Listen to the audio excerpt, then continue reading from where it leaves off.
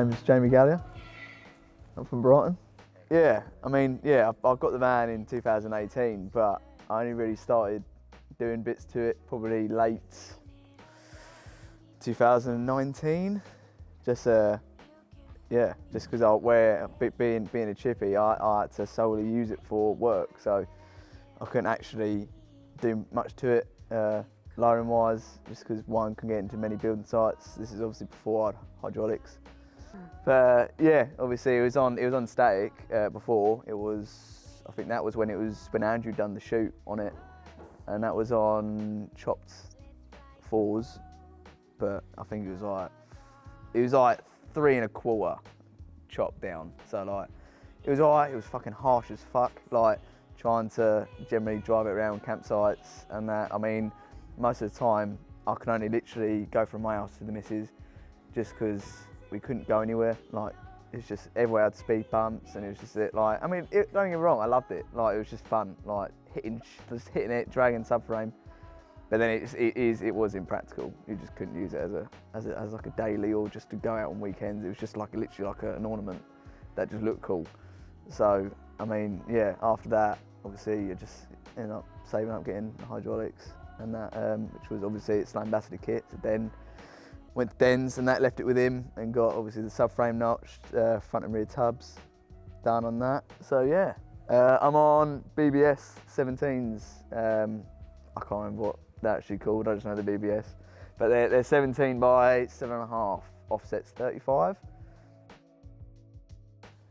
So the interior just had it was either 1/2 or 3/4 rock and roll bed in it, which I had that in there for a while. Obviously, where I was using it for work, it was mainly down in the end. Or just if I needed to get ply in it, it was alright. But then where I had to obviously put my tools in it and that sort of stuff, it just got in the way, so I took it out. So it was bare for quite a while. I mean, but like the interior now is burnt wood. I must admit, I sort of had a bit of inspiration from Cal. Just seeing that for the first time, Cal's van at Telford. I think it was Campamart actually, just before lockdown started. And yeah, that straight away I was like, man, that's mint. And I always wanted to stick with wood, being a chippy. So like, it's sort of like, how can I sort of try and tie what I do as a living into the van? I mean, just trying to find a decent bench was hard. And now I think that's why I messaged you about obviously like what one your was, even though you probably had so many messages about what bench you've actually got in yours. But like, because I couldn't be asked to get one, and it was like a little bit too narrow. Like at least I think when I saw yours at Campamart as well, and it fills out nicely on the sides, it hides a lot of it, and it breaks the front off to the rear. That was the main reason why I wanted a bench seat. Yeah, I've just got that live walnut edge for obviously a top. Must admit, I was trying to not cut so much off at the time, because that was the main thing that was putting me off of it, because I couldn't be asked to sort of like cut the dash out. And if I changed my mind, I've got to then replace the whole dash again.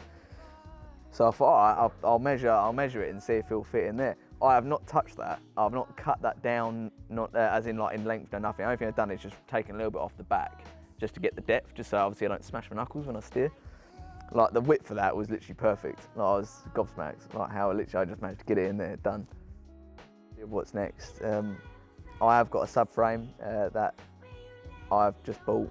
That is, that to be fair, done the work on it. It is a raised subframe, so I need to try and get around to doing that, because obviously I've had the rears done, so I would still like that rake, obviously when it is fully dropped out. I mean, as it is now, it's pretty levelled out, but yeah, definitely raised subframe next, 100%.